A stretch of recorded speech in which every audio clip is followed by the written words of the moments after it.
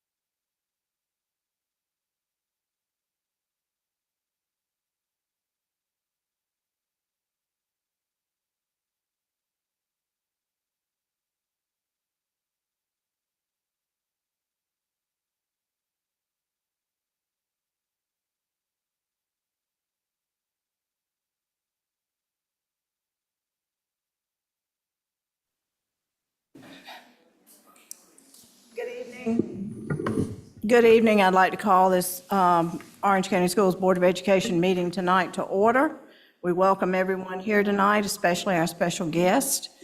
And we will begin with the public charge, which I will read to you. The Orange County Board of Education pledges to its citizens to conduct its business in a courteous and productive manner, showing respect for fellow board members, staff, and citizens. The board asks its citizens to conduct themselves with the same courtesy toward both school personnel and each other. A moment of silence will be observed before each meeting. In addition to the moment of silence, the board will recite the Pledge of Allegiance. The board asks that you check your cell phones and other electronic devices to be certain that they are either turned off or on vibrate to avoid interruption of the meeting. And we will begin by standing for the Pledge of Allegiance. I pledge allegiance to the flag of the United States of America and to the republic for which it stands, one nation, under God, indivisible, with liberty and justice for all.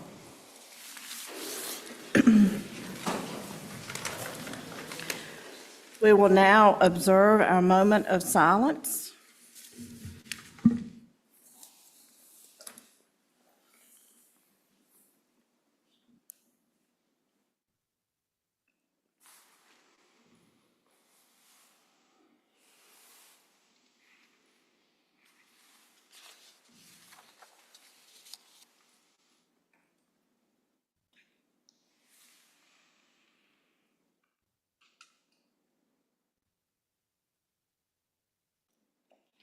Thank you all. All right, tonight we have several recognitions, and we will begin with our 2024-2025 Principal of the Year recognition with Mr. Coweek. Good evening, OCS Board of Education, Dr. Jones, and the entire OCS community. October is National Principal Appreciation Month, a time to honor the incredible work of our school leaders. Tonight, we are here to celebrate an exceptional individual, our Orange County Schools Principal of the Year. Each fall, Orange County Schools selects an outstanding principal for this prestigious title. Candidates are nominated by fellow principals, assistant principals, and central office staff.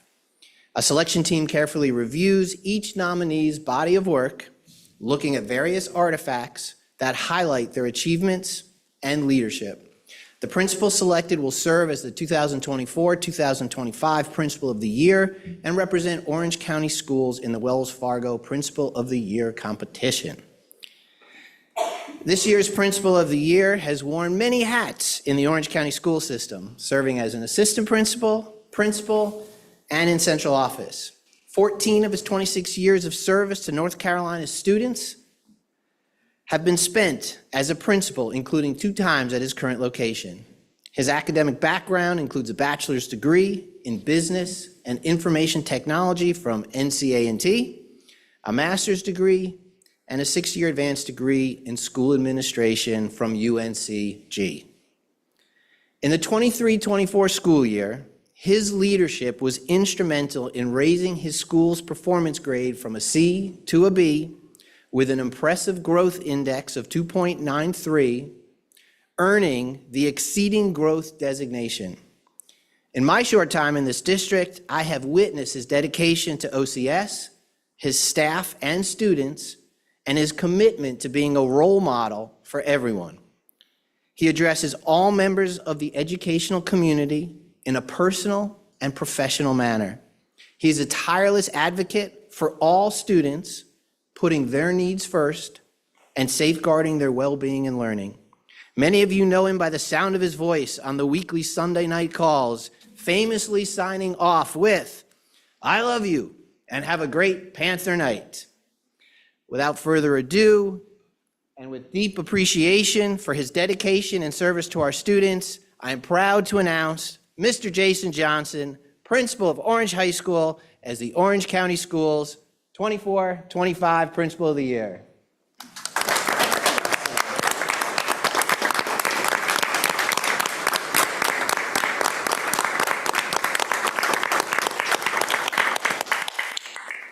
I just have a few things I want to say. It is kind of weird looking at myself on the stream. Well, first off, let me start off by saying, you know, it's an honor to be here, to be recognized as Principal of the Year, and accept the award on behalf of Orange High School, because really it's the dedication of the staff and the students. And it's a great time to be a Panther. It's a really good time to be a Panther right now. I do want to take some time to thank certain people. If I leave someone out, they'll probably put it on Facebook, but I do apologize. One, I would like to thank Dr. Hips, just being a thought partner over at Cedar Ridge. It means a lot. Thank you to Dr. Jones for her leadership. Thank you for setting high expectations. I mean, high expectations. But with those expectations, she provides plenty of support, and she's truly a teacher of leaders, so thank you. I also want to thank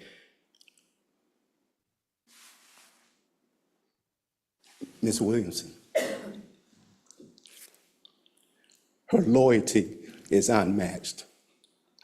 She stood side by side with me, with my other administrators, and we fought day by day to increase the expectation for our students. And I haven't had a chance to thank her. You know, when I got the award with my staff, she wasn't there because she is the principal at Gravelly Hill Middle School. But I just want to thank her publicly for her loyalty. Also, thank you to you for your support at the board. The grant money that we received last year was awesome. We were able to leverage that to ensure that we were trying to perfect our collaborative teams. We were able to build our guiding coalition using that money. We went to Bartow County often. We learned a lot from a model PLC district and model PLC schools. And I can tell you now, if you walk through my building, you will see where those dollars were spent. Thank you to the teachers and the staff, central office employees. And then when I say teachers and staff, I mean teachers from Gravelly Hill, A.L. Standback, Jackson Middle School, and central office staff here for pouring into my leadership, for teaching me how to be a leader. And I would also like to thank the students at Orange High School. They're awesome. They're the best. I'll put them up against anybody. 97% of them are always doing what they're supposed to do. 3% of them, they're trying to do what they're supposed to do, and we're pushing them to be the best that they can be. With that said, I just want to thank you for recognizing me tonight. I love each and every one of you, and I hope that you have a great Panther night.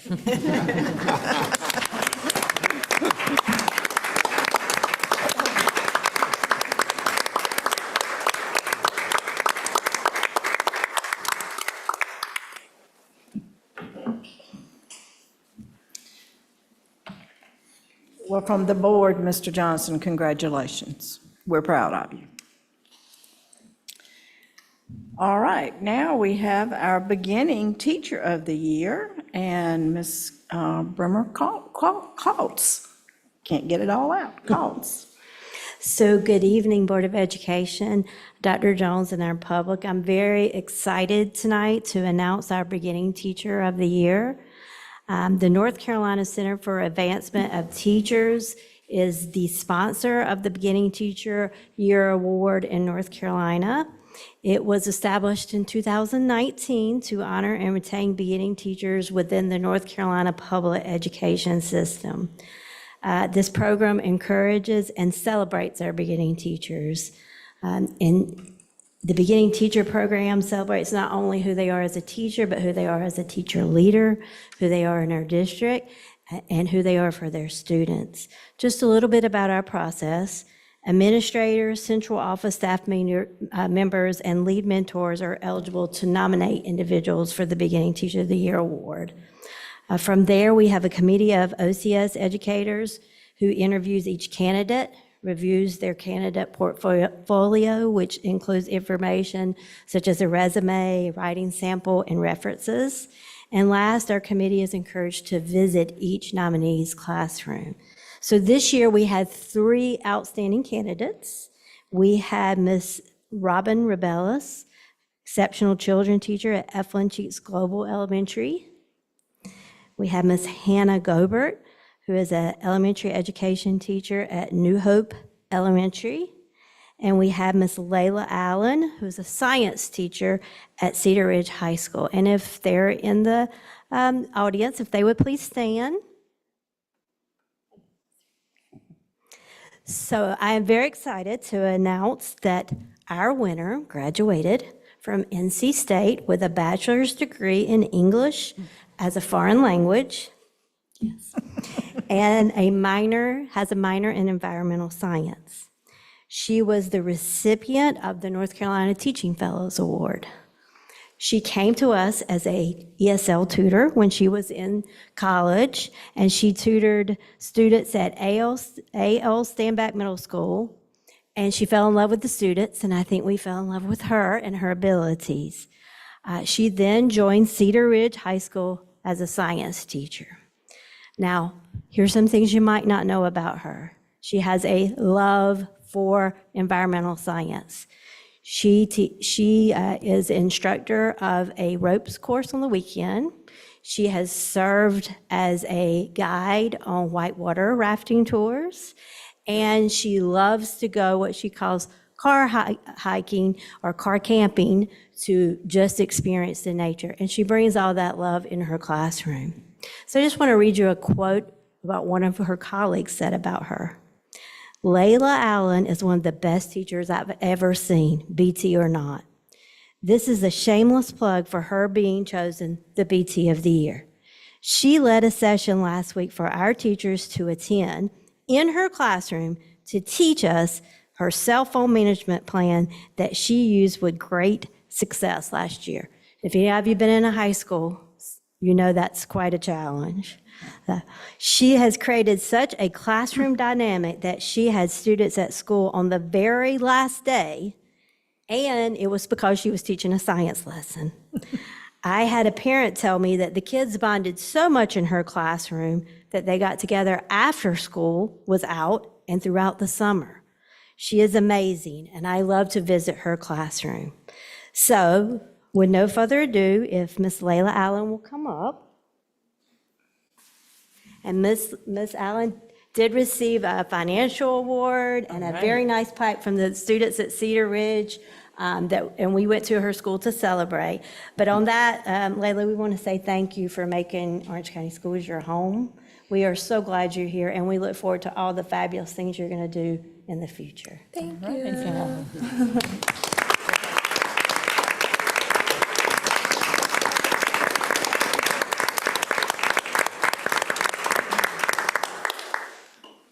Have much of a speech prepared, but thank you, Emily, for hiring me a couple years ago and really helping me fall in love with Orange County. I really appreciate all the teachers that I've gotten to work with in my classroom, and I, of course, am very grateful for all my students and the love and patience that they have shown me. So thank you.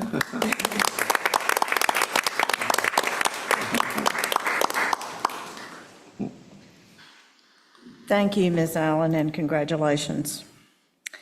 Okay, up next, we have the North Carolina Art Education Association Art Educators of the Year, 2024. We have 2 in Orange County for the state, as I'm understanding it. And Dr. Pack is here to talk to us about that. Yes, good evening, Board. I am here representing arts for Ms. Braxton, who is representing us at a state meeting for CTE directors.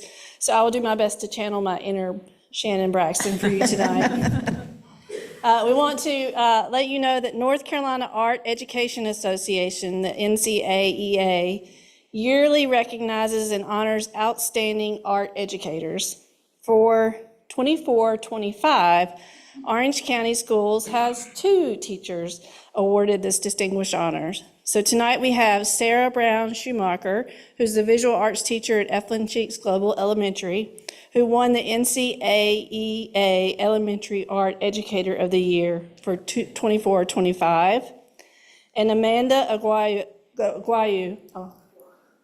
Aguayo, visual arts teacher at Gravelly Hill Middle School, who won the NCAEA Middle Level Art Educator of the Year Award. So both Ms. Schumacher and Ms. Aguayo will be presented with this award and recognized at the North Carolina Art Education Association State Conference in November. At this time, I'll ask their principals to come forward and say a little thing about them.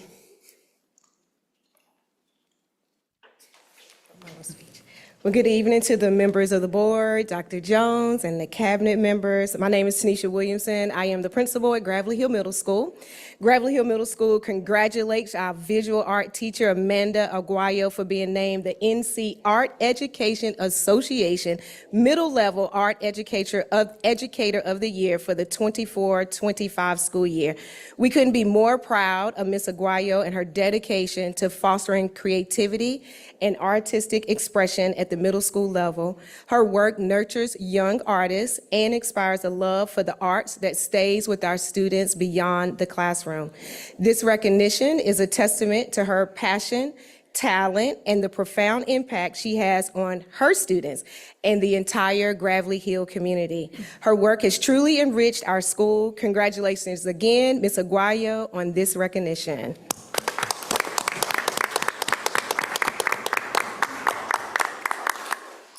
Hello, everyone. I'm Kelly Parks, and I am very excited to celebrate tonight both of these women.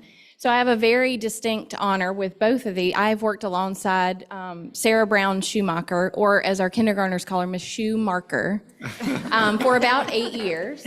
And then Miss Aguayo has been one of my best friends since elementary school. So I can tell you all the things why I love them. They're amazing.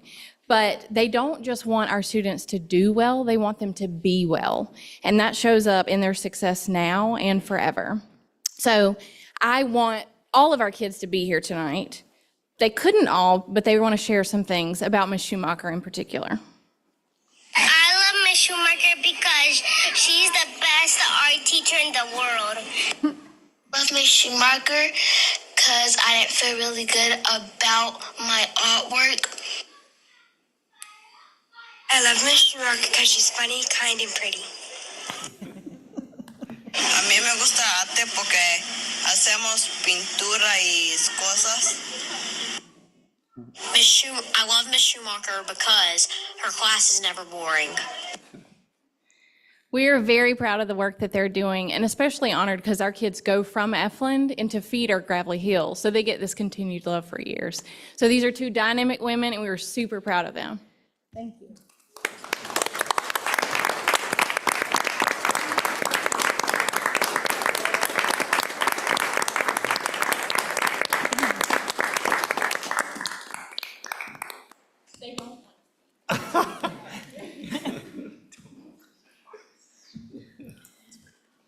Well, we're very proud of both of you and very happy to have you both here tonight.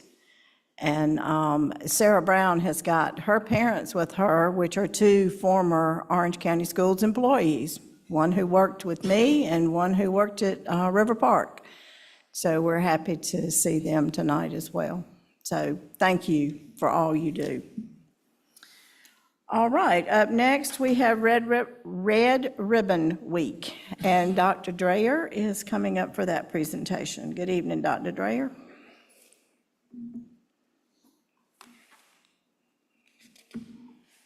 Good evening. Say Red Ribbon Week 3 times fast. You See can't if you do can make it. Good evening, members of the school board, Superintendent Jones, educators, parents, and community members. Thank you for the opportunity to speak about Red Ribbon Week, which we will observe October 23rd through 31st, 2024. Red Ribbon Week is a crucial part of our commitment to creating a safe, healthy, and drug-free environment for our students.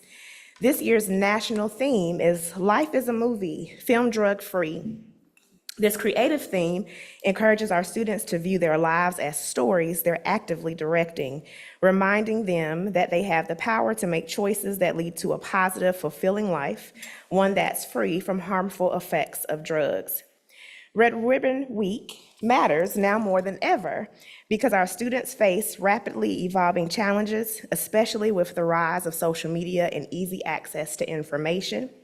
It unites our community in a shared commitment to our young people's well-being, and it empowers students to make informed decisions and resist peer pressure. During this week, our schools will host various engaging activities and events tailored to their students. These programs aim to educate, inspire, and empower our young people to lead drug-free lives. However, our commitment extends beyond this week. Our schools provide year-round services and resources to support our students' well-being and reinforce the messages of drug prevention and healthy decision-making throughout the entire school year. In closing, Red Ribbon Week is more than just a week of activities. It's a springboard for ongoing conversations and actions that can shape the future of our students and our community. By coming together, we reaffirm our commitment to nurturing a generation of young people equipped to face life's challenges with resilience and integrity. Thank you for your continued support in making our schools and communities safer and healthier for all. Together, we can make a lasting difference, encouraging our students to film their lives drug-free and create stories they can be proud of. Thank you. Thank you, Dr. Dreyer. Appreciate that. Okay, up next, we have agenda adoption. Do I have a motion to approve? Is there anything that we need to pull? So moved. Second? All in favor? Aye. Aye, okay. That is approved. Andre Richmond, could we have your vote? Aye. Okay, thank you, sir. All right. All right, we're moving now into our regulations of the new Title IX. Oh, excuse me. We got so much stuff here. I didn't see the consent agenda. Oh, well, we don't have anyone for public comment tonight, so that, we skipped over that. Consent agenda, we need to approve. Motion to approve? Second. All in favor? Aye. Aye. Okay, we have a very long consent agenda tonight. Madam Chair, if the motion passes with those votes, do you want to see if Mr. Richmond also? Mr. Richmond, did you vote in that as well? Yes. Okay, thank you. All right, now we move into the regulations of Title IX, the new regulations of Title IX. And Mr. Ramey is leading that discussion, as I understand it. Yes, just very briefly, these are administrative regulations that accompany your policy. They're just procedures that are followed in Title IX, appeals and complaint investigations. Ordinarily, the superintendent could just adopt the regulation on her own, but in this case, the board had adopted an interim procedure back in August. So all we need is authority from the board to no longer require staff to use the interim procedures now that we have the more detailed procedures that I've explained to you. So all that's needed is a motion to end the directive to use the interim NCSBA procedure so that Dr. Jones can adopt these more detailed regulations. And you don't need any explanation of anything. It's all If what there are any we've seen questions, before. Yes, no new information on this, but if you have any questions, I'm happy to address them. Okay. Any questions from anyone on this before we vote? So it's also rescinding as well, right? It's rescinding or ending the directive for you to use, for the staff to apply the NCSB model policy, correct? However you want to word it, just ending that directive so that Dr. Jones would have authority to adopt these regulations. Okay, do we have a motion to end what we had voted on before, rescind that and use the new NCSBA regulations that we have seen? So moved. Second. All in favor? Aye. Mr. Richmond? Yes. Okay, motion passes. Okay. All right, into our work session information. First up is Dr. Pack and Ms. Lewis and Ms. Wagner, I think, for access, multi-language, and newcomer information. Good evening.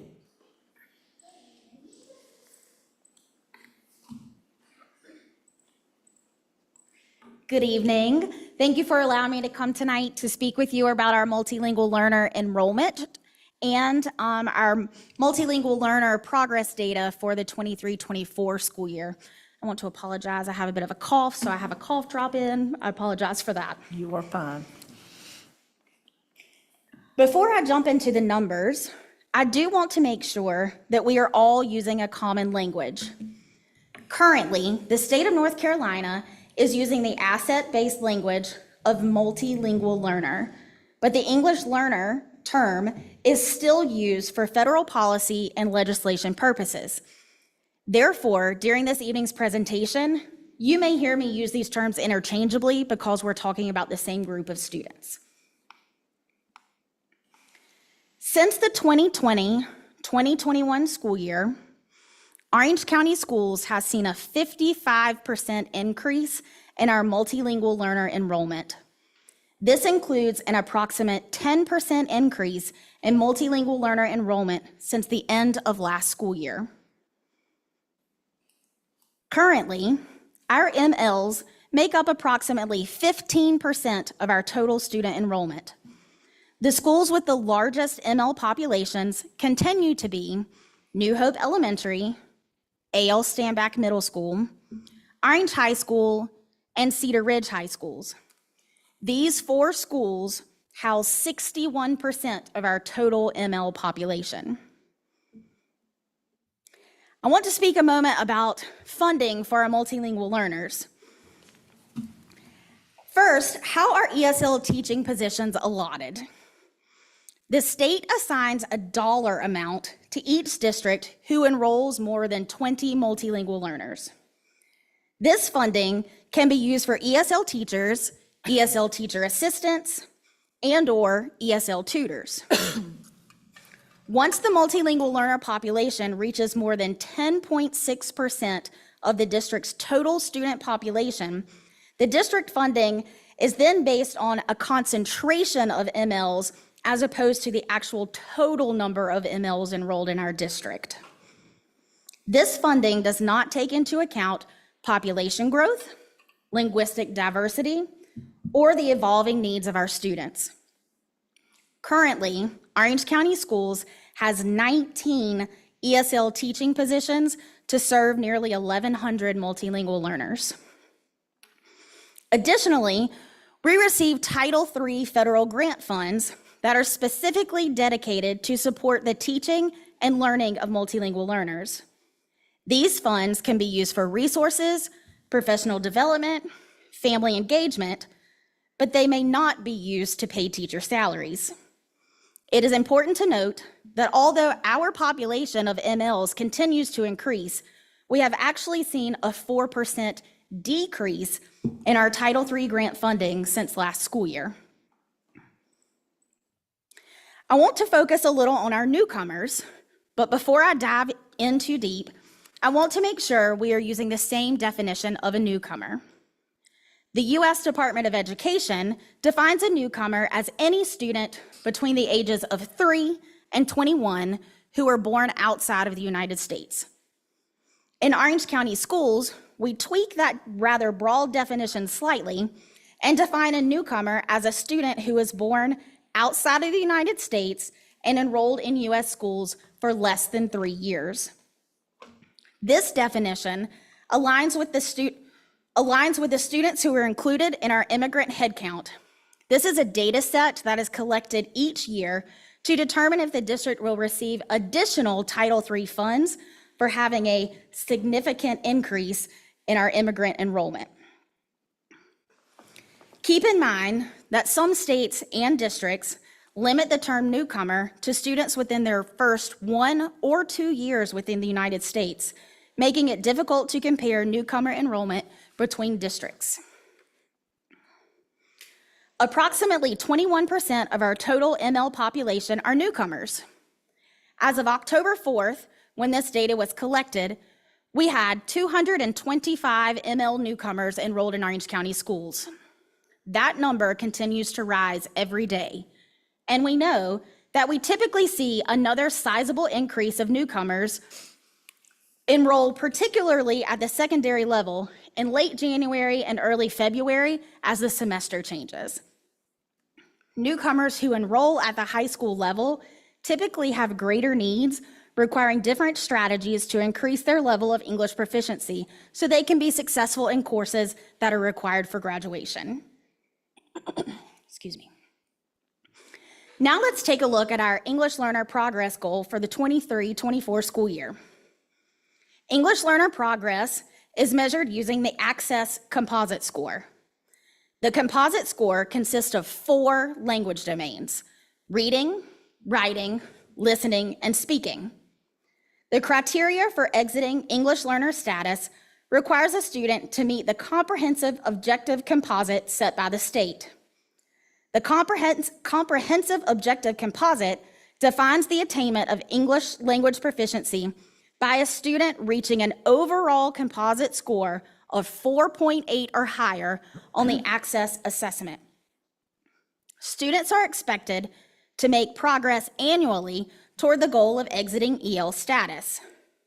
The initial Access Composite Score determines the number of school years expected for a student to exit and defines the yearly progress needed to meet the expectation. Students are given no more than 5 years to meet the goal of exiting the ML program.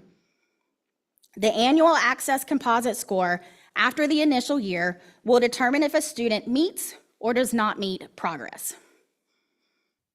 A total of 972 students completed the annual Access Assessment in February of 2024. 52 of these students exited ML identification. 77% of those students who exited were in grades 3, 4, or 5. 24% of our MLs met progress as measured by Access in February of 2024, a slight increase from 22.7% the year prior. Most of this growth occurred at the elementary level. I want to take a moment to give a shout out in particular to New Hope Elementary School, where they had great success meeting EL progress this past year. Over 40% of their MLs met their progress goals. This is huge. And I have worked closely with Dr. Mayer to kind of implement some things that seem to be working in their building for their large population of MLs, such as intentional clustering and scheduling of students, making sure that students are present for core instruction and not being pulled out for their ESL services, but receiving those in tandem with core instruction in the regular classroom, and providing a day for students who are close to exiting their EL status or their ML status, access testing prep opportunities throughout the school year. We still have a lot of work to do, particularly at the secondary level, but I'm happy to share with you some of the initiatives that we have in place for this school year to better support our MLs on their path toward meeting their ML progress goals.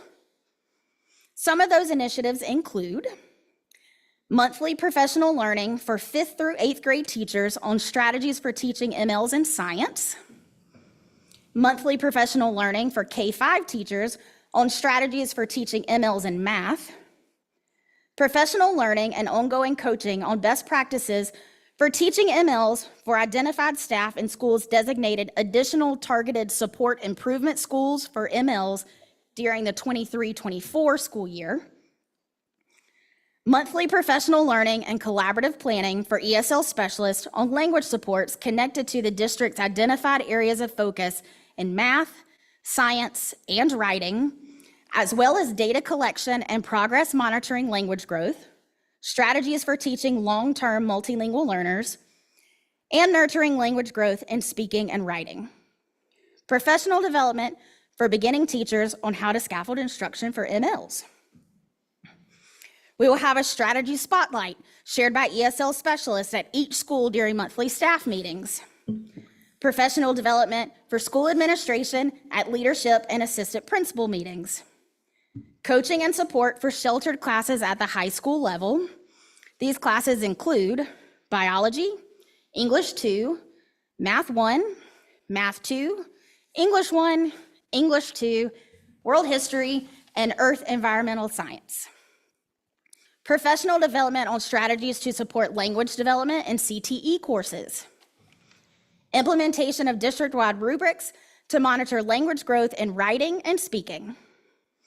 I'm also excited to continue the ESL add-on licensure professional development series that I reinvigorated last spring. The ultimate goal of this PD series is to prepare teachers to add ESL certification onto their current teaching license.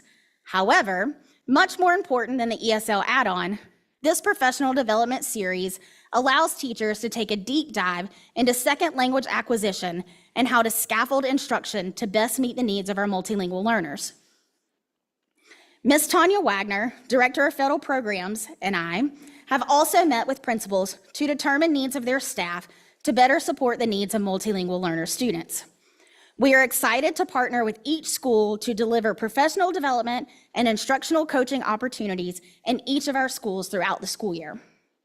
Ultimately, our goal is for every school and classroom to have the tools necessary to take a differentiated approach to supporting English language development for all students. At this time, do you have questions based on the information shared this evening? Anyone have questions? Yes, ma'am. Thank you for the presentation. So I am wondering, with the data you showed, can you tell me, or do you know why I'm looking at the notes that I sent to Dr. Jones late. What are the barriers? Have you identified any of the barriers as to why they're not making any progress? Is it that they don't read English, or what are the barriers? So yes, reading can play into that.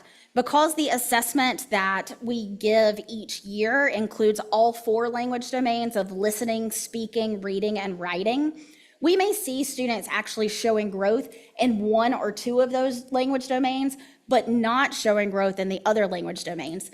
This year, we are focused on nurturing language, particularly in the written and spoken form, because that's the area that our scores need to grow the most. We have students who are actually US born, but come from a home where a language other than English is the primary language, and may have been in our program for longer than 5 years and are still scoring at a very low level on their speaking test, and the same with their writing. And we know that if we're growing our oral language proficiency, that's speaking, then it in turn is going to help grow our reading and our writing, our literacy scores. So hopefully with the revamp of the program, you're able to catch them earlier, so there's no, they don't continue to be behind when they go to middle school or high school. Correct. The other question that I have is, how are we educating ourselves about the newcomers' needs? Are we collaborating with organizations outside to be able to help some of these families? So that's a great question. Orange County Schools does partner with some Spanish-speaking community organizations that provide wraparound supports for students and their families, but really our schools and our district are responsible for the academic needs of our students at this time. However, we are always looking to partner with more organizations in our community, so if you have any recommendations that you may know, I would be happy to hear those. Okay. Ms. Dole? I have a few questions. Thank you so much. There's You're so welcome. so much information in here. I have to read this a few times. A couple specific questions. So you mentioned that our ML population grew 10% this school year, and I know the ML population has been growing statewide, and I know we've been trying to keep up with gains for that demographic group, and we are keeping up, but we're like a little bit behind the state. Just behind. And so my question is our 10% growth faster than the state's growth? Like, are we at an average rate of a growth within a district? Do you know what the? So I do not know the average rate of growth statewide. I can tell you that all of our surrounding districts are also growing at a rate equal to, if not greater than, we are. Okay. And just a couple more, I want to tag on to that because they're kind of related. So, so the state cap for allotments for funding is when the ML population is 10.6% and we're at 15%. So we've exceeded that, which is one of those impacts of like charter schools, shifting our demographics because they're not evenly dispersed. But we don't get to increase our monies there. Why did the Title III dollars drop 4%? Why did the federal funding? That is a great question. I just spoke with one of our Title III consultants at DPI today and asked that exact question. And he said that even though the amount of federal dollars that are being given to the state for Title III has increased because all districts across the state are seeing this increase in our ML populations, the money just gets spread thinner. And so districts that are having an increase that is greater than ours are receiving additional funding, which takes away from our funding. Thank you so much. You're welcome. Ms. Molly? A couple of questions. Thank you for the presentation. The add-on certification program, so that's on, you're continuing to do that this year, is that right? How many teachers have signed up for that? So we have not started our first cohort for this year yet. We have reserved about 15 spaces for teachers that are in those schools that were designated as those additional targeted schools this past school year, because we received additional funding this year for those schools that were designated last year. So that will allow us to support that, and we've reserved some spaces for those teachers in those buildings in particular. Last year, the cohort started with 25 teachers in the spring. They're volunteering to come in on Saturday mornings for PD, and not getting paid for it. So it's pretty big that we had 25, and out of those 25, 16 of them took the praxis, and all of them that took the praxis passed the praxis to add on their ESL license. That's great. Thank you. So the limitation, part of the limitation is the source of the funding is for TSI schools, and so it's got to be focused there, because I'm just thinking, I know obviously those are the schools that are having the hardest time making that progress, but like as a district, our multilingual learner students. Right, so in the spring, we will open a cohort of that ESL add-on licensure. Typically, I say I can take anywhere from 25 to 30 teachers. We use Title III funds to then reimburse teachers once they take the praxis. Oh, great. Okay. And then another question that I have is, I'm thinking about particularly newcomers, but I guess English learners, students in general in high school. And I was just looking up what the graduation rate is for our English learner, like what the cohort graduation rate is for them.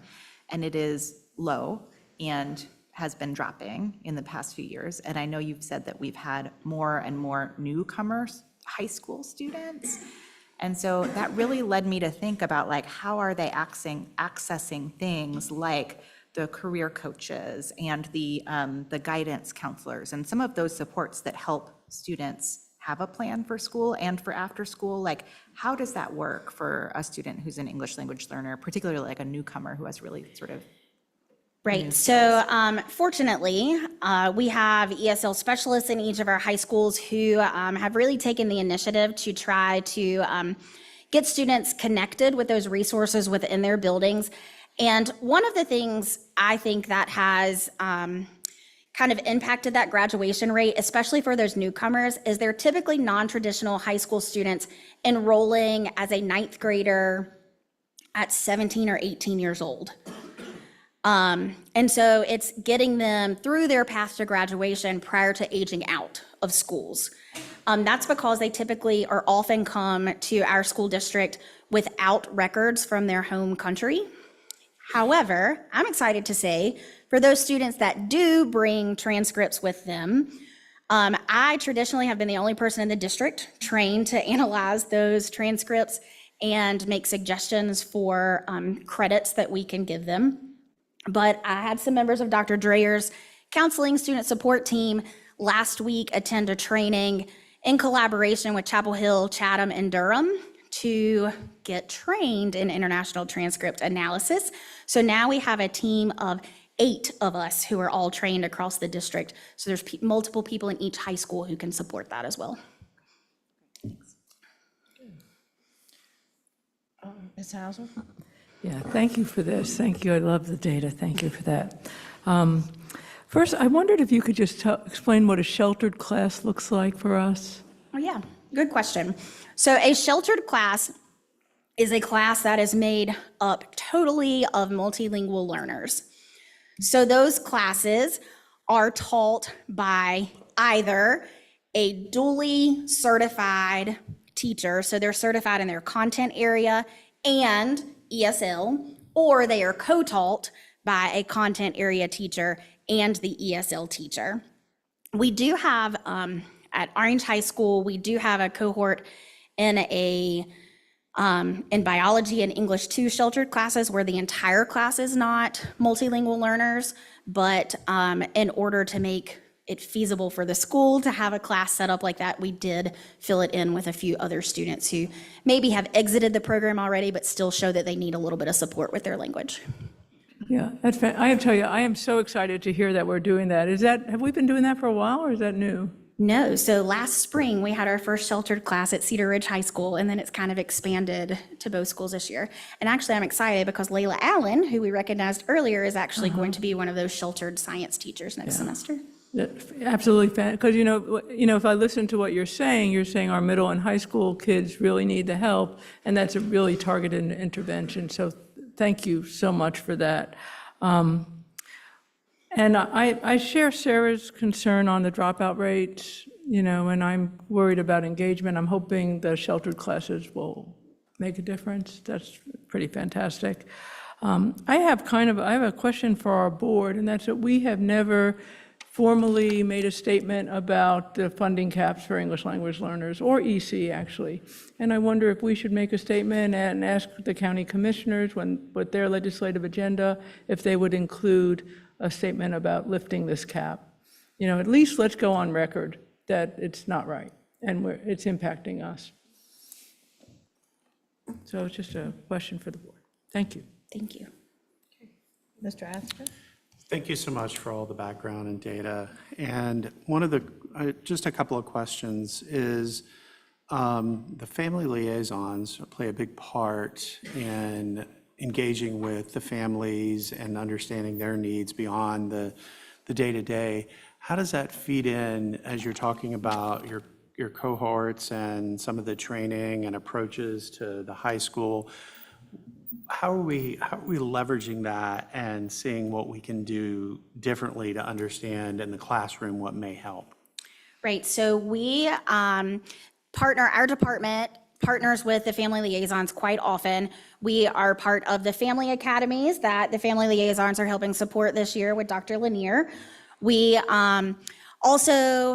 they attend some of our monthly ESL meetings to help provide professional development. In September, Sandra Blefko came and spoke about family engagement initiatives.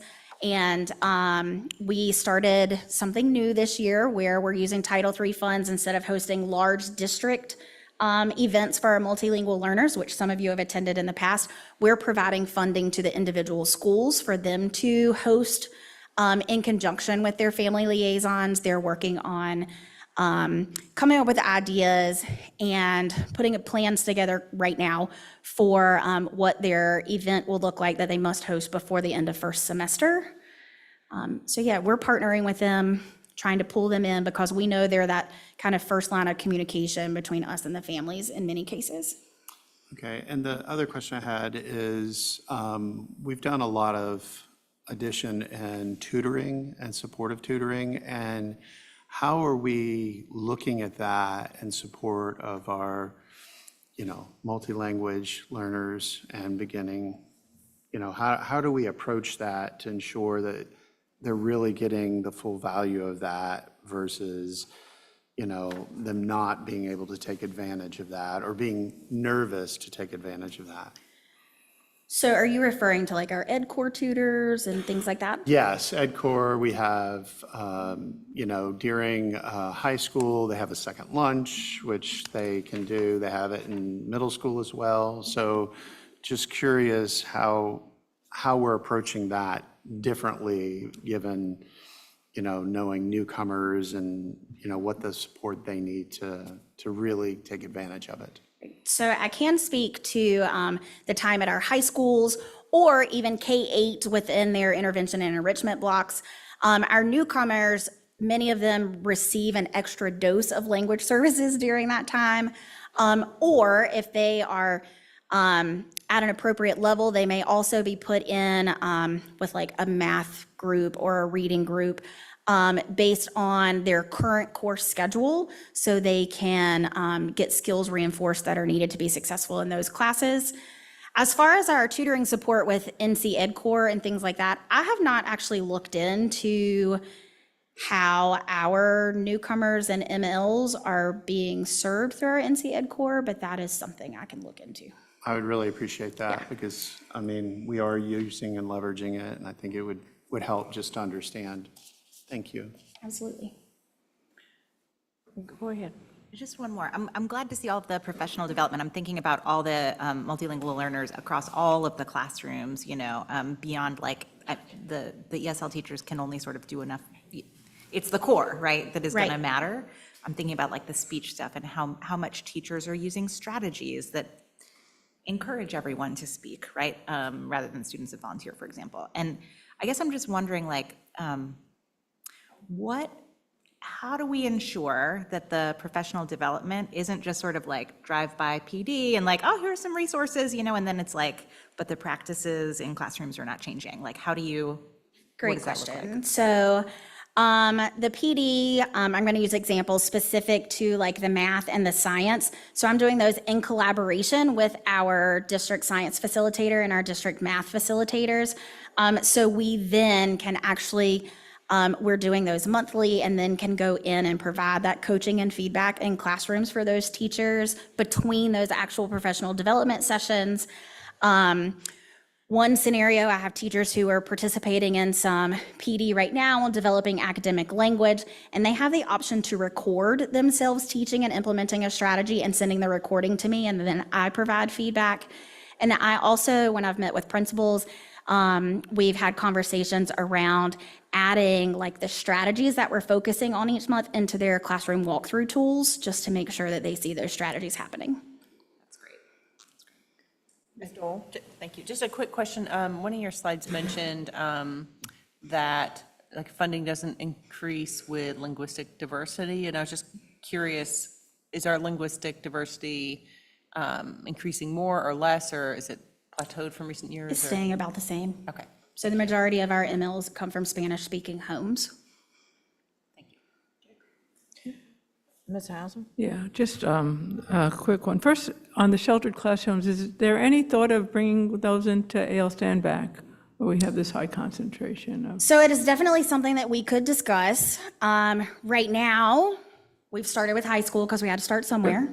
Sure. And it's easier at the high school with our current staffing structure and ESL service models to be able to offer that. When we bring it down to the middle schools, because the way staffing is done, it gets a little more complicated, but definitely something we could look at in the future. Okay. And one other quick, I know you monitor what's happening at the state. Do you see changes, given that most of the districts are dealing with what we're dealing with? Do you see anything coming down from the state, either in terms of funding changes or also changing the demands on us in terms of what's expected of us? I am unaware of any funding changes that may be coming, but that would be great as long as they were positive. And as far as other changes, the state Title III department is actually offering much more guidance and leadership around professional development for school districts. They also are in the process of taking a recommendation to the State Board of Education around our current policies for meeting EL progress and exiting EL status, which could impact what our department looks like. Is that a good thing, or is it bad? I don't know, because they haven't shared what their recommendations are yet. Okay, thank you. Okay, I have a question. Yes, ma'am. First of all, thank you for this. It's a wealth of information that we needed, so thank you very much for doing that. You made the statement early on in your, when you began this, that there were 19 teachers for 1,100 students. Are any of our teachers having to go to different schools, or are they all staying in one school? How is that working? Because that's a lot of students for 19 Yes, teachers. it is. Yes, we do have teachers who are split between schools. All of our teachers who are split between schools right now, they're not having to travel during the day. So we've set their schedules up so they may be like Monday, Wednesday, Friday at one school and a Tuesday, Thursday at another school based off of the ML populations of those schools. I can use Eflin Cheeks and Pathways as an example. They share one teacher. Eflin Cheeks has a full-time teacher. In addition, they have a part-time teacher who is also shared with Pathways, where they have a smaller population of MLs. So he goes to Eflin 3 days a week and then to Pathways 2 days a week. Okay. So that is common practice right now, that teachers are having to float between schools? Yes, ma'am. And we actually have more ESL teachers floating between schools this year than we did previously, due to increased numbers of students, but the same number of teachers. Okay, good to know. Thank you so much. Thank you. We appreciate it. Other questions? Anything else? All right, thank you. Thank you so much. All right, update on beginning teacher program, Ms. Wood and Ms. Brimmer-Cox, or Mr. Cowick, or all three.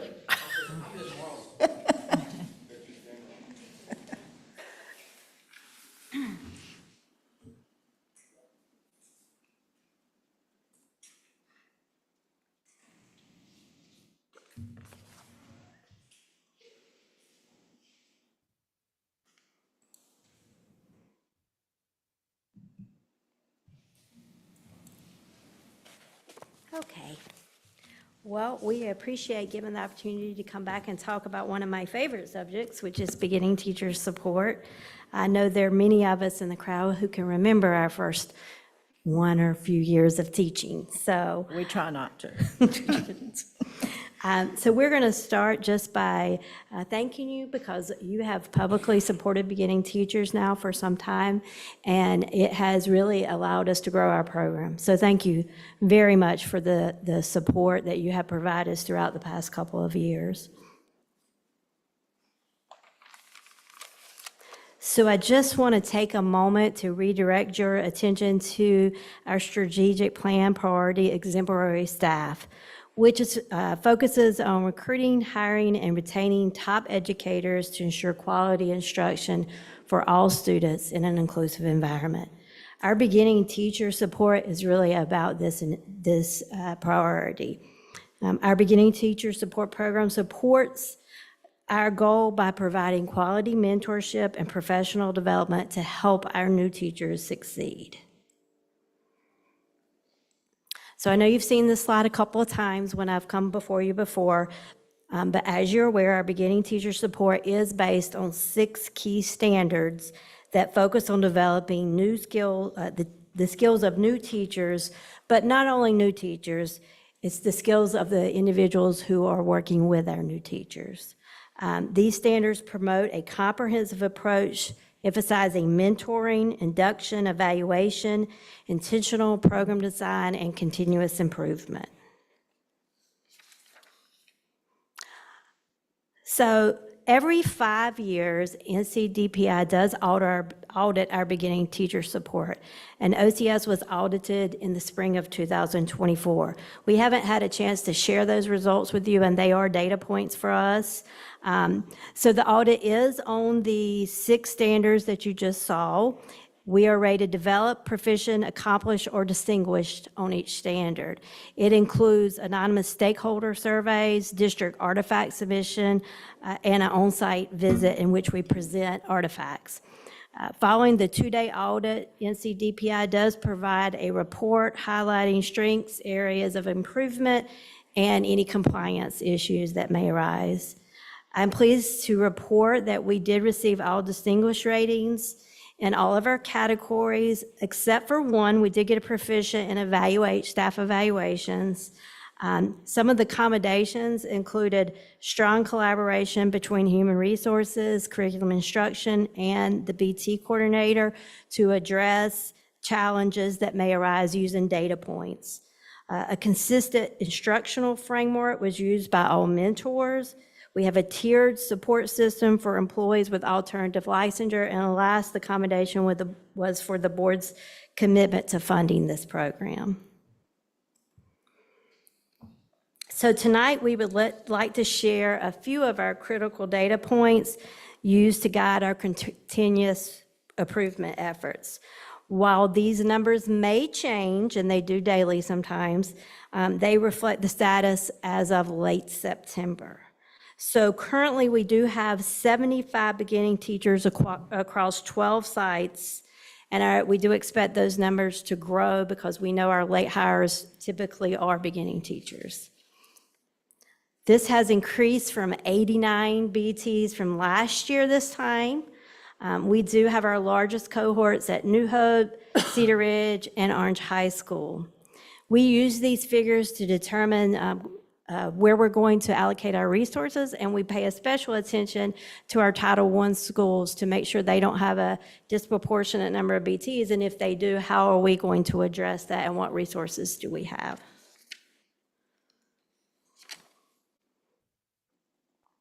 So the percentage of alternative licensed teachers is also key at each site.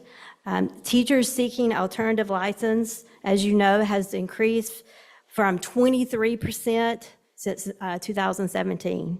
So currently we are at 49.33% of our beginning teachers are alternative license, which is on par with the state average of about 50% of new teachers being alternative licensures. As we've spoken before, our three-tiered support plan offers more intensive support for teachers from non-traditional education programs. So these figures are crucial for us to make sure we are placing our new teacher support coaches where we need them the most. So we also look at the data to compare traditionally licensed teachers to alternative licensed teachers by content area. This helps us address various concerns, and I'll give you a couple of instances. At the elementary ed and exceptional children, you can see the numbers. Those individuals have to pass 2 and 3 state board tests respectively. That's a large group, so that's helped us to be able to know we need to offer more support with the foundations of reading and the foundations to math to ensure that our teachers are passing those state board tests. Another way we use that is we look at cohorts. So for instance, we know EC and CTE may need some extra support because they have a high number of alternative licensure teachers in those groups. So mentoring for instructional excellence is also key and crucial to our beginning teacher support. So another crucial set of data we looked at is EVAS data. Now this is 22-23 data. We do not have EVAS data for 23-24 yet. We will update you when we do. We do have it for schools, but not down to the teacher level. So what you see is that 79.54 of all our BTs either met or exceeded growth during this year. When you put all of the folks or teachers who did not get a rating of either met or exceeded into a stack, so to speak, you'll see that 73.5% of them were actually SB2 licensed, which means they have more than 3 years of experience and they had met all their license requirements. 17.65 was the next biggest category of license, and those were our residency license. And so all of that just goes to show that the research that if alternative licensure educators can be just as effective given the right supports. And again, we will update you when we have more current data. We can also share some unofficial beginning teacher retention data for the 2023-24 school year. We did receive the file of our employees, and this is classroom teachers that were on the payroll in March of 23, but not on the payroll in March and 24. Our retention rate for BTs is 82.22%, and that is a slight increase from the 22-23 school year. Among those who did resign, and just to give you some numbers to that, there were 90 BTs altogether on the list, and there were 16 who resigned during this period. So out of those who did resign, 25% did so for a career change, and 18.75 left due to failure to meet licensure requirements. So that is 3 out of 16 BTs did not meet licensure requirements given the time frame that the state sets forth. So in contrast to that, we only had 6.25, which I believe is one employee left, and they said they were dissatisfied with teaching or to pursue teaching in another school district. So that's good news for us in terms of we're not losing our BTs to other districts. So at this time, I will turn the podium over to Ms. Rhonda Wood, our teacher support coordinator, to talk a little bit more about what are our updates. All right, good evening, board, Dr. Jones, and members of our public. I'd like to share with you our goals for the 24-25 school year based on the data that was just shared. Our goal is to increase the retention rate of beginning teachers to 85%. And as a part of this effort, we are enhancing support for the EdTPA, a portfolio process that's very similar to the national board process. While traditionally licensed teachers complete the EdTPA during their undergraduate studies, alternative licensed and out-of-state teachers must finish in their third year. So in response to requests from our beginning teachers, they have requested more support for the EdTPA. So we're partnering with local universities and colleges to assist with beginning teachers with the EdTPA and train staff who support our beginning teachers. We will offer 3 dedicated writing days and provide an EdTPA lead mentor to assist with questions, timelines, and submissions. We're also focusing on the state assessment requirements by offering teachers courses through the university partnerships. Financial assistance will be available for EdTPA and state boards test submissions. Additionally, Ms. Connie Bremer-Kaltz will hold weekly office hours to provide guidance on licensure requirements and further specific license support for each teacher. Other strategies will include the following. OCS will offer pre-employment days to help first-year teachers transition into the profession with orientation, classroom setup, and tailored professional development, reducing early burnout and increasing confidence. Guide mentors will foster inclusive environment, especially for underrepresented teachers, ensuring they feel supported and improving retention by addressing challenges. Mentors will provide weekly, tailored guidance based on instructional framework, offering targeted support on classroom management, lesson planning, and instructional techniques. National Board lead mentors will support third-year teachers pursuing certification, guiding them through portfolio, reflection, and assessment process. Specialized cohorts for exceptional children and career technical education teachers will be served by the new teacher support program. Alternatively, licensed teachers will be paired with coaches from the new teacher support program as well. And finally, we will continuously refine the beginning teacher program based on stakeholder feedback, ensuring program remains effective and aligned with teacher needs, ultimately boosting retention. And as you are aware, but I'm excited to share again with you, we have been rewarded a $50,000 grant from UNC to enhance our beginning teacher support program. This funding has enabled us to implement new initiatives, some which we have discussed already with you, and others and additional details are outlined here. We will continue to seek further financial support to sustain and expand these efforts in the future. Thank you. Thank you all very much. Any questions? I have one comment. I appreciate all the support that you're giving BTs. I mean, that is just phenomenal, all that you're doing to help them. And I think it's going to pay off and keep them in Orange County, hopefully. So thank you for that. Ms. Smiley. Yes, just to echo that, I so appreciate the robustness of what we're able to do these days. And so congratulations on the strong audit results that sort of confirm how strong that program is. I love that you're adding the guide mentors, especially as we think about we want a diverse staff. We want to support the retention and sort of engagement levels of our staff of color. So I love that you're doing that. And I enjoyed reading, there was an article that like the UNC School of Ed, like magazine or something, had put out that I really loved reading. I saw it on the place formerly known as Twitter.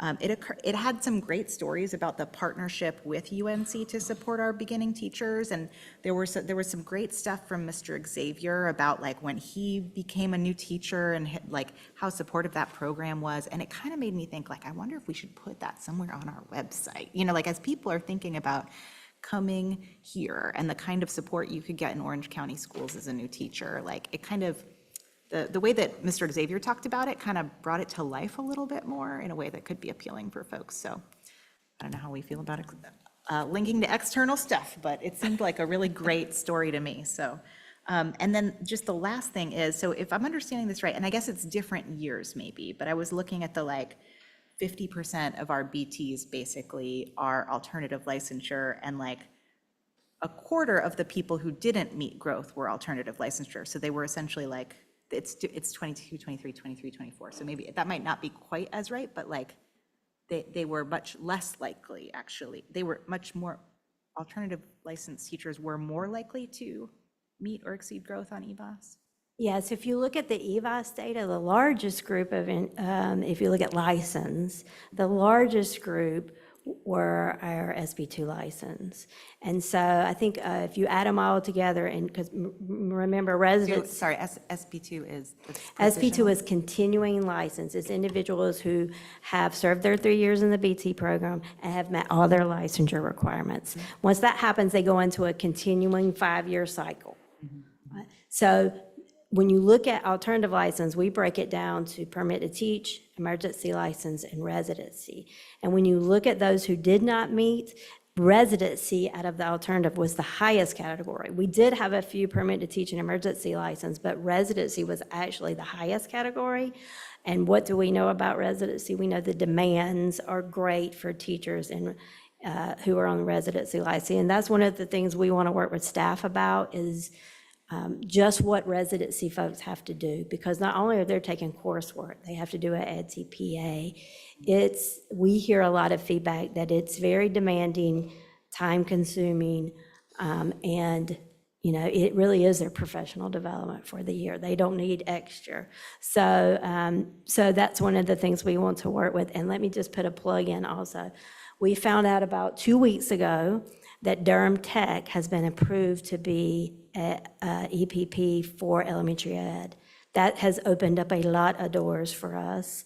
I think it will open up a lot of doors for individuals who are interested also, because we do know that the cost for Durham Tech is a fraction of what it might be at a university. So. And potentially like a CTE pathway there even? So right now they're doing elementary ed, but they're very interested in who our employees are and what groups they might serve in the future. So we have provided them with some data points. And so they're looking to expand, but at the moment they only do elementary ed. No, sorry, I was thinking for a high school student who thinks they might be interested in going into teaching, like potentially sort of connecting high school CTE coursework. I don't know if the state has an elementary ed or an education CTE pathway or not, but I wonder if there's something there. So I'm smiling because Rhonda would probably like to talk about that, because we spent a lot of time talking with them about the coursework they could offer our high school students. And they do have courses and they also have a 2-year degree that would lead right into the university. So we're dreaming big. I love it. Ms. Dole? I just want to give some positive feedback. It's so exciting to see this continue to develop, and the responsiveness to the feedback you've gotten from other BTs. I remember when the support for the Ed TPA was expressed, that need was expressed last year, so it's great to see just how it's like this positive feedback loop, because you're getting and you're responding, and then because of the positive growth in our beginner teacher program, getting those accolades and then getting the grant funding. And some of these grant funding components are pretty exciting, like the beginners to board and stipends for summer work. I mean, those are some great opportunities for beginning teachers. So thanks for all you're doing. Mr. Atherton? So thank you so much. It's so exciting to hear about all the programs and support to keep our teachers here in Orange County. Just a couple of, I guess, one comment, one question. When you say alternative license, I immediately think of Grow Your Own. So is that really where we're getting the alternative license, or are we pulling in people that need to, because I know we had math teachers coming from Ohio and they needed to meet some of North Carolina's unique, but I was just curious, is that the majority of the alternative licenses, the Grow Your Own, that we're, okay. Excellent. Yes, our alternative license, when we use that phrase to describe anybody who didn't go through a teacher ed program. Yeah. Okay, and then the other one is, I'm going to do a plug. I think it would be great to include the ombuds and in the process of beginning teachers and introduction, because, they're here to help as well. So I think it would be a wonderful add to just have that discussion so they're aware. Thank you. Ms. Hauser? Yeah, I just want to add my thank you. First, congrats on the audit and congrats on the grant. That's great. And I actually really appreciate when you say we're monitoring our BTs in our Title I schools to make sure it's not disproportionate. So I really appreciate you doing that. If I understood your response to Sarah's question, well, just so you know, I had been getting some trepidation, concerns about the alternative license and whether that's really a smart thing for us to be doing. And you're saying it is a fantastic thing for us to be doing, and it's going really well. But if I understood correctly, that many more of our BTs that are meeting or exceeding growth, the majority of them are coming from the alternative license track. So thank you. And I really appreciate the way you're targeting how to keep them and make sure they go all the way. So thank you. It's great. Anything else? I'm just going to add, thanks to the team, they do really great work. But Ms. Hauser, I was an alternative license teacher at one point. I think we do okay. But now you're in administration. We got you out of the classroom. Another one standing with us. I think y'all doing a great job. Keep it up. We appreciate you. Thank you so much for your presentation. Okay. I think, Ms. Bremer, you're going to stay with us and do school opening data, vacancies, maybe demographics? Give me just a minute to flip out to a different presentation. Woman of many hats tonight.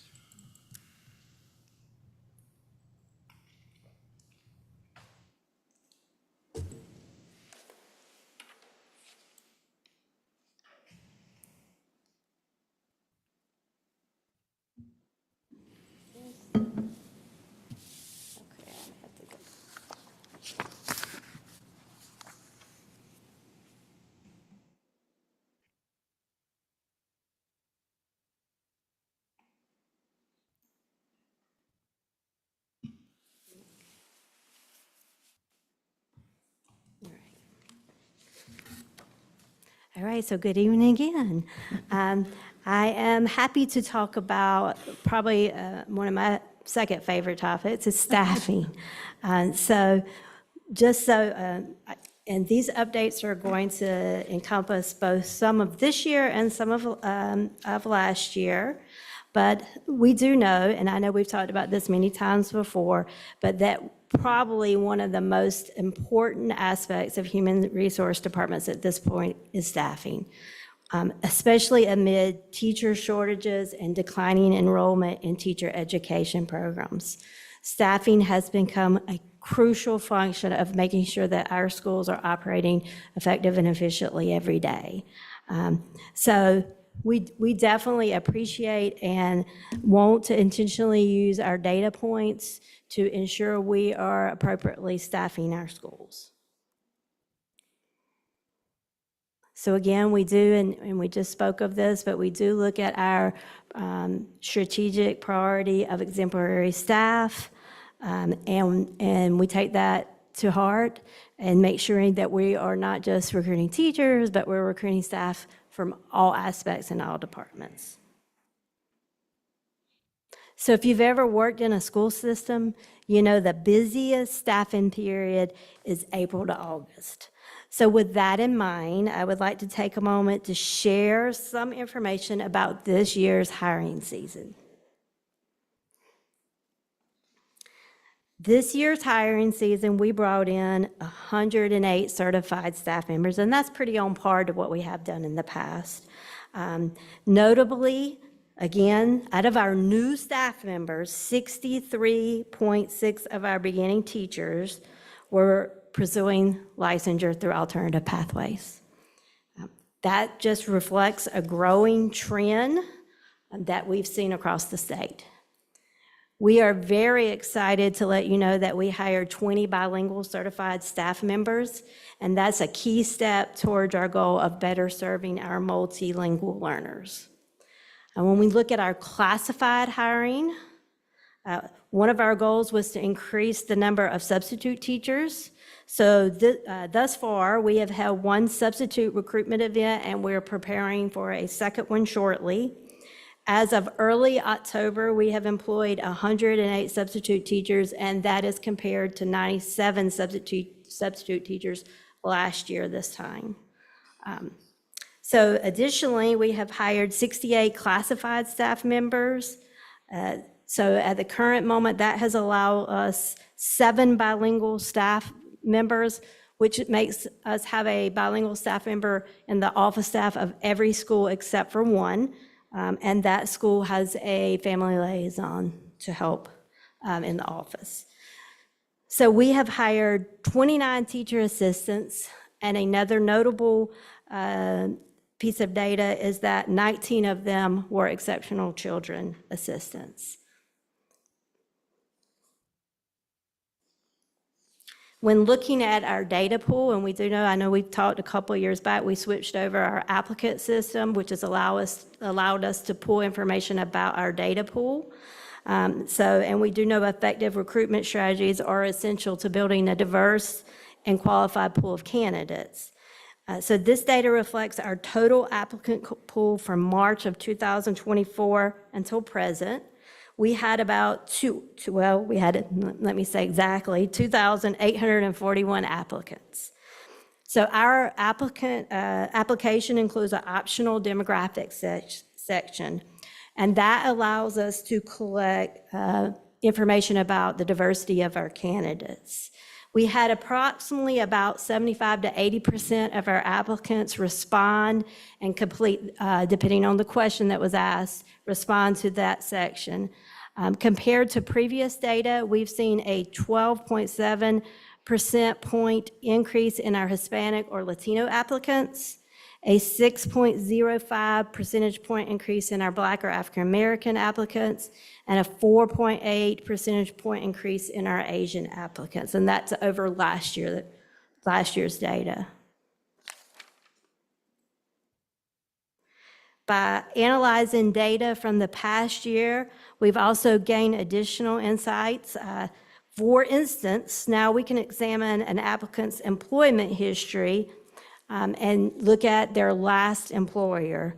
When looking at our nearby counties, you can see that we had 221 applications from Alamance Burlington, and then our second highest was 149 from Durham Public Schools.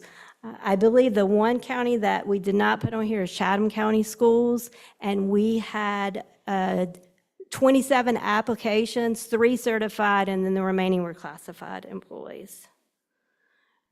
So regardless of how applicants learned about the position, in regards to how applicants learned about the decision, about 75% cited that they went to our district website or they found the position on Indeed. Employee referrals continue to be an effective method of recruitment also. And we've seen a notable shift in the universities from which our applicants graduate. This year's top university was UNCG, and I don't think that's by accident, because we did some heavy recruiting at UNCG because we know it does have a diverse education department.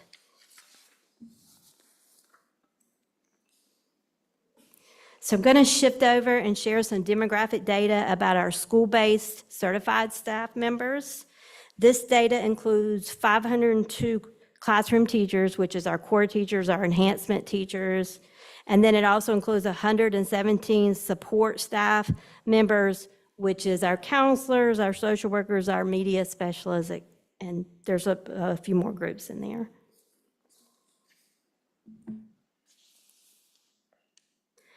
So a key priority in our strategic plan is to diversify our teaching staff to reflect our student demographics. The demographic gap is most significant between our Hispanic students and staff. So just to give you some background, according to the Department of Education, the national average of Latino teachers is around 9%. According to NCDPI, the state average is around 2.5%. So over the past years, we have observed a steady increase in our Hispanic and Latino employees when examining the racial composition of our teachers and support staff. This has led to a 1.59 percentage point reduction in the representation gap compared to last year's data.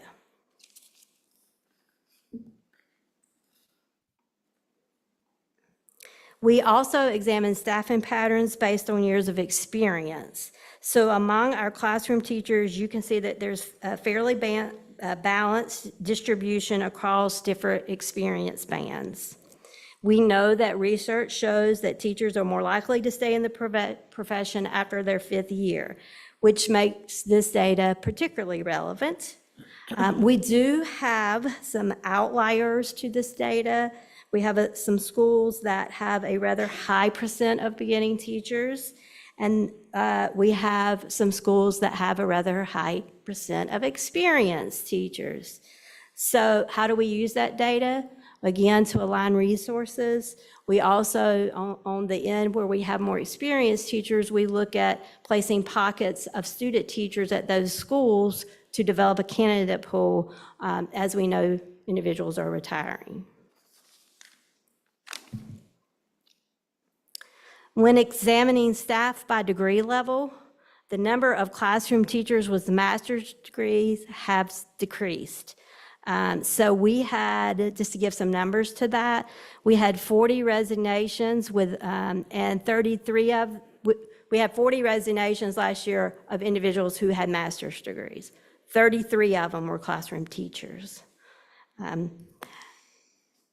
We have 134 out of 502 classroom teachers with master's degrees currently. Unfortunately, this trend may persist due to the elimination of master's pay for teachers. And as you see teacher turnover and individuals leaving, and then we're replacing teachers with teachers that are less experienced, they're also less likely to have a master's degree. So we currently have 63 National Board Certified members. This is down from 73 last year this time. However, the number of staff pursuing National Board Certification has gone from 2 candidates to 24 in just a year's time.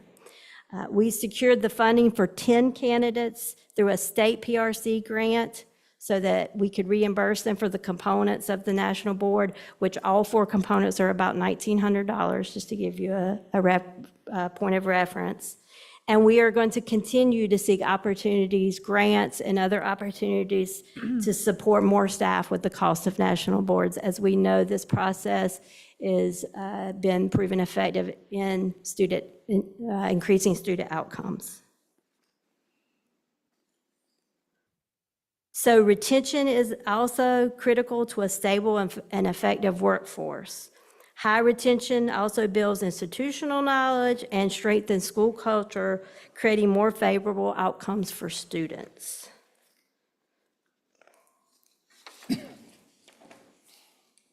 So we actively track local vacancy rates. And I say local vote rates, we do a state report. That state report is we're just receiving files now. It'll be out in the spring. And it does have some nuances that we'll talk about later when we come back. But we can see that exceptional children, math, and CTE teachers continue to be hard to fill. We've managed classroom vacancies with retired teachers and long-term substitutes. At the high school level, some non-core classes have been removed from the schedule for one semester due to a staffing challenge, and hopefully will be put back on for the second semester. When you look at our classified staff, we do know that our EC teacher assistants, data managers, and bookkeepers experience the highest turnover rates, and you can see that reflected in our data points.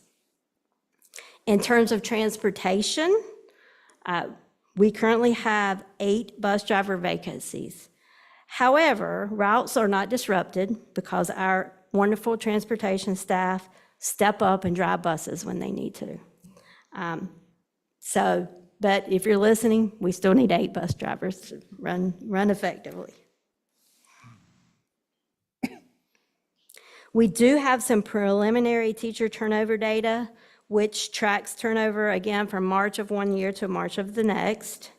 So looking at the file that was sent to us from the state, 11.54% of our teachers did not return during the period of March 23 to March 24.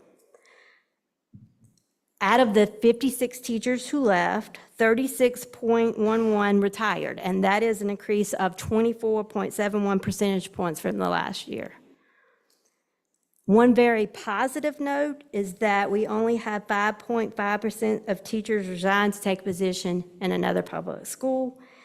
That is down from 26.02 percentage points from the previous year. So those are really encouraging data points.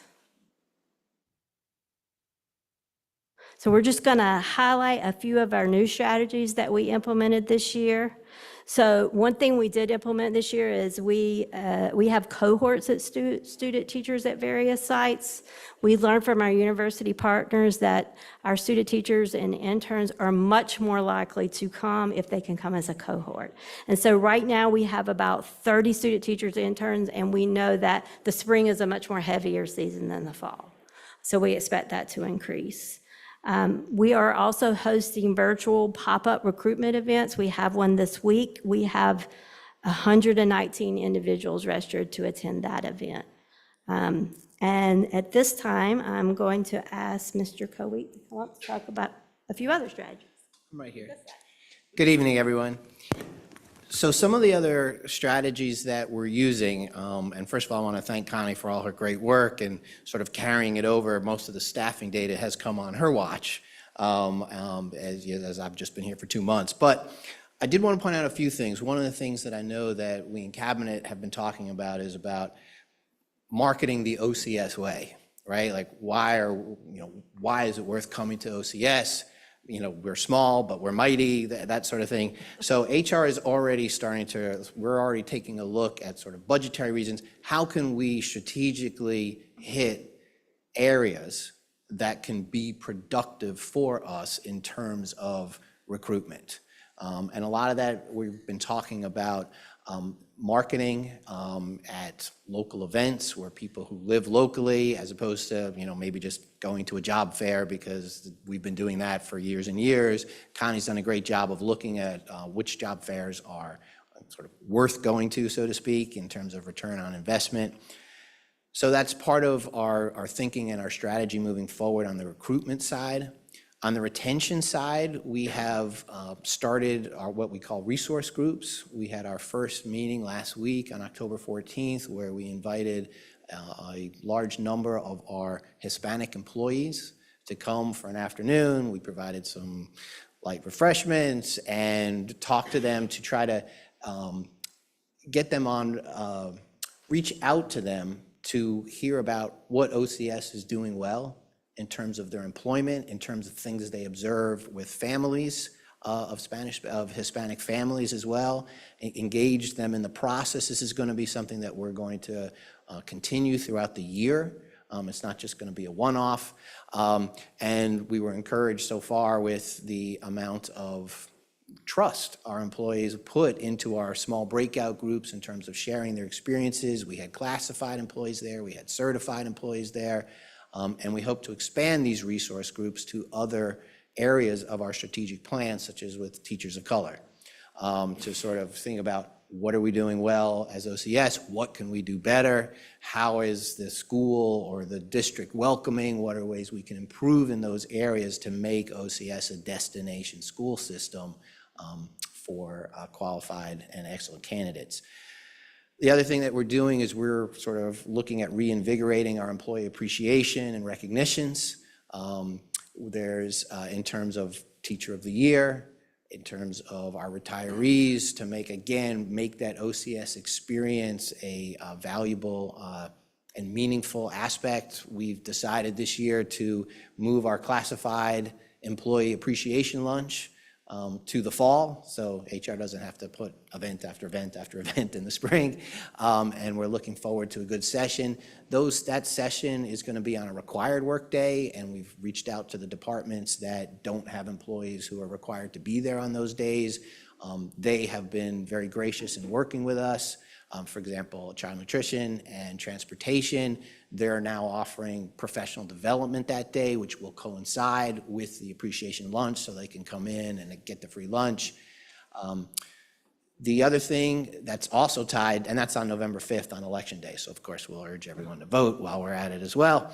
But I will also be leading a training on that day regarding it's basically about employee rights and responsibilities with the evaluation process, with policies, with understanding about the Fair Labor Standards Act and work time, comp time, how that all factors in. So all employees and supervisors are on the same page about OCS policies, practices, and we're looking forward to that as well, because I know from past experience, and we probably all know, employment and work satisfaction is not just based on how much money you make. It makes a difference. Nobody's going to sit here and say it doesn't, but how you're treated and how your supervisor in particular treats you. I mean, most of us probably have heard the adage, your first job, get a good boss, right? The job will work out, right? And that's really important. So HR is in the process this year of providing much more supervisor training in terms of how to handle employees, making sure our supervisors are aware of the policies and practices that puts them in a good position with their employees, whether it's related to how do you handle employee absence situations, okay? Or making sure that the evaluation process is clean and fair as it goes through. So this is another emphasis for retention about trying to create OCS as the place to be for employees, and it's a great place to grow and to learn.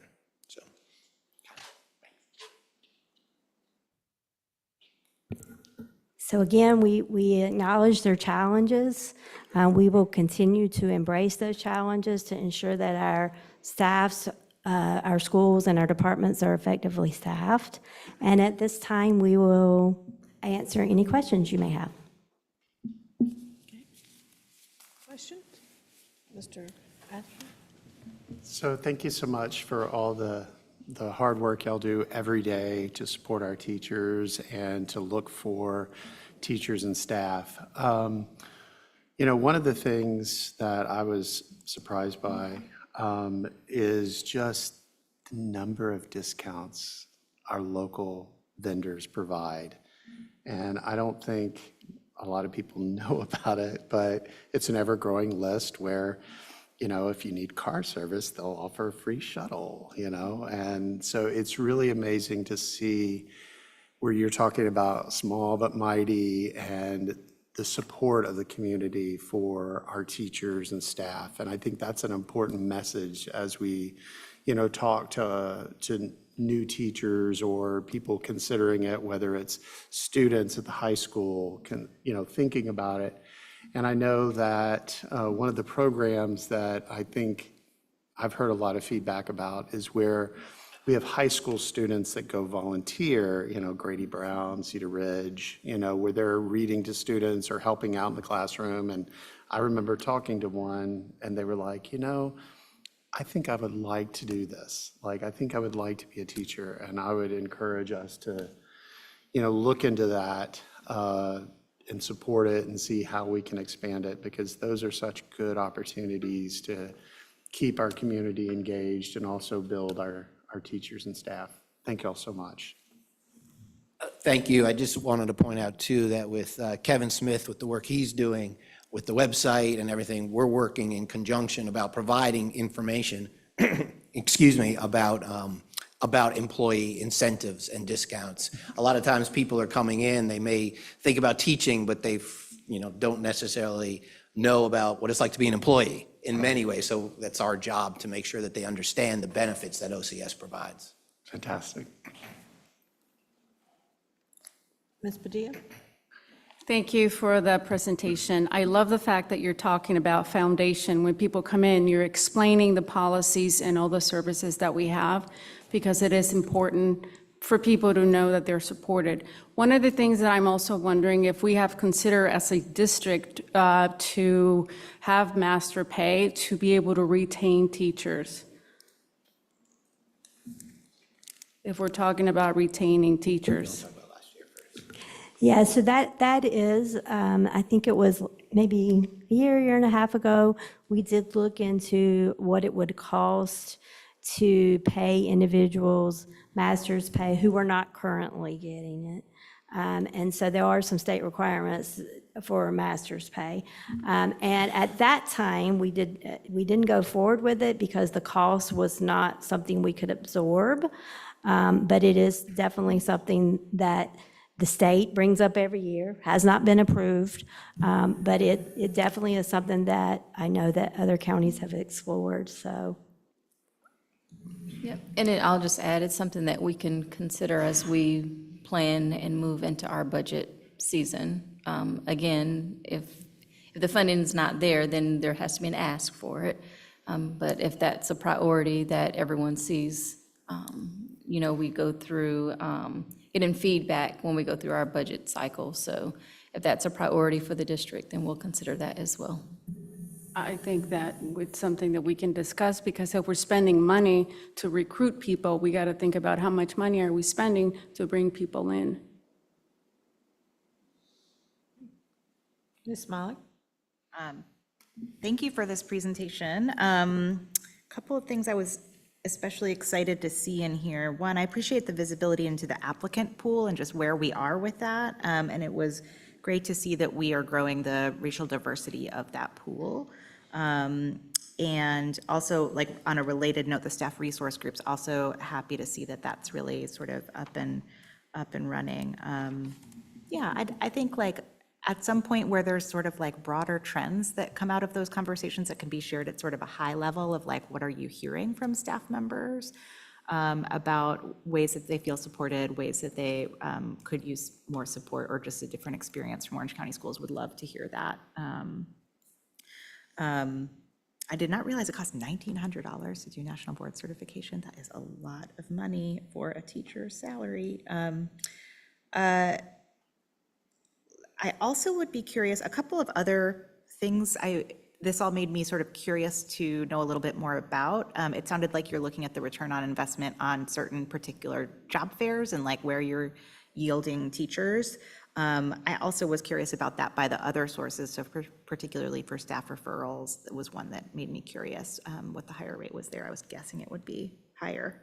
And then the other data that I think would be helpful context for the board is just to understand how the EVAS, especially like the exceeds growth kind of results, are breaking out by, I think you had like beginning teachers and not beginning teachers, but also looking at some of these other things that we talk about. So like having an advanced degree or not, national board certification or not, years of tenure. Like it just would be informative to get a sense of whether there are any particular sort of spikes in that where we see like, wow, there's a strong correlation there.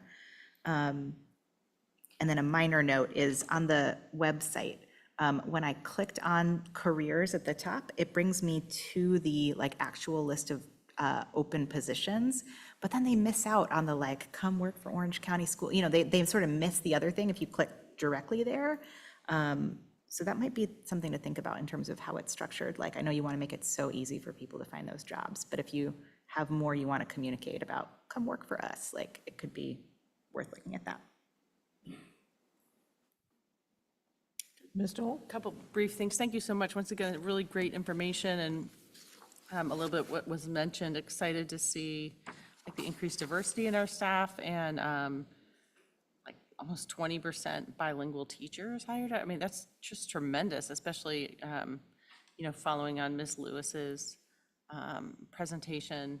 You know, there are a couple data points that give me pause, like, you know, why were we able to increase our, well, this is our school-based support staff, but increased our, you know, Black hires and for 2023, but then lost sizable percentage the following school year. But overall, I appreciate all the efforts to build and support and sustain and continue to welcome and grow that sense of welcome for our more diverse educators and staff members. And also that support of the 10 candidates for the national boards is really, I know that's something we've been working towards. You know, how can we get there to really fund our national board candidates? And a shout out, you know, teaching in another district, shout out once again for transportation. You know, the number of times my classroom has to say, there's no one to drive your student home if you're on bus X today, please make other arrangements. You know, it's every week. And we just don't have to do that. You know, I haven't heard any report of us having to do that. And just a big shout out to our transportation staff. And come work in Orange County. It's a great place to work because people apparently don't feel the need to do that for whatever reason. Ms. Hauser? Yeah, thanks for this. It's always helpful. I have a couple of questions. One is on the applicants, all the applicants. How many of the applicants actually accept offers, that we want, actually accept offers? What, you know, I was wondering about the quality of the applicants, and then do we actually convert them into employees? So in terms of applicants, I would say, you know, if we're hiring in, the earlier we hire, so we're hiring in, which we did this year, which was wonderful. We released allotments early and we were able to hire early. So in those months, we were having 15, 20 applicants. When you come down to August and September, there are much less. You might have 3 or 4. So, and then the quality of applicants are the same way. You know, if we're hiring, the earlier we hire, the better quality of candidates we have. And so in terms of positions, all of the individuals we hired, both certified and classified, were applicants. So did they all get hired? No, but we continue to touch bases with them to let them know of hiring events, to let them know if there are particular positions open. One of the best things about our applicant system is we can go in and target applicants that did not get hired, that have a certain certification, and say, hey, we know you didn't get hired for this position, but did you know there was another position? And that's been a really effective way to build our applicant pool across the summer months. I I love hearing that. Hiring early gives us better shots at great people. And Mr. Cowick, you had said something about doing an early job of pop-up. Did you call it a pop-up job fair? But that seemed to be like an attempt to start us early. So thank you. Thank you for that. That's a big deal. I'm very interested in this master's pay. The last time we did it, other districts weren't offering master's pay. Now they are. It would be nice to combine that with also what Sarah was asking, and that's to begin to unpack it. If we say everybody, all of a sudden the numbers become very high. But if we can look at our most critical needs, including our social workers, can we see what would happen if we started to look at not only master's pay, but supplement increases. We know that the beginning teachers have been getting better raises, and the veteran teachers have really been not doing very well with raises. And I wonder if that's triggering more early retirements. So just that, some analysis. It's going to be expensive. We're going to have to ask for the money, but if we can help give us some guidance as to where it would pay, where it would make sense for us to do it. Okay. We appreciate this very much. I have one question. Are we doing anything to help teachers prepare for national boards? I know we're trying to help pay, but are we doing anything? Are there cohorts? What's happening in that arena? So we have used a section of our lead mentor funding to hire national board mentors. And those national board mentors will serve the beginning to board program. However, we can also use those positions to support our national board, our individuals who are going through national boards. So we're in the process of planning that out. We do have 3 folks across our school district who are very interested in supporting others. We found out last year one of the buy-ins was the cohort model. Like if I know Grady Brown particularly had a cohort of teachers, and they had a national board teacher who was working in collaboration with that cohort. So that's what we want to build. And we're taking advantage of our Beginners Board program to kind of expand that out to others also. So more to come, but we are in the process of planning that out. That is wonderful. Mr. Richmond, do you have any questions to ask? I don't. I just want to say thank you for all the work that you're doing. And excuse me, but I wish there was a way that, especially with our beginning teachers, I wanted to mention this earlier, but I wish there was a way that we could at least have some type of housing. I know it's not on you guys' back, but some kind of affordable housing for our beginning teachers as well. I wish we could reach out to the county or our state legislatures and see if we could make that happen for them. That's a great idea. Okay. There's no lack of wonderful ideas to support our teachers and our beginning teachers. And as Dr. Jones said, this is a focus of her and the entire cabinet as we head into the next budgetary season about how we can best allocate our monies and our asks to support our staff. And we appreciate that.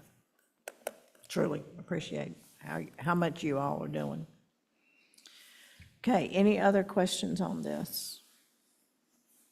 Okay, thank you all very much.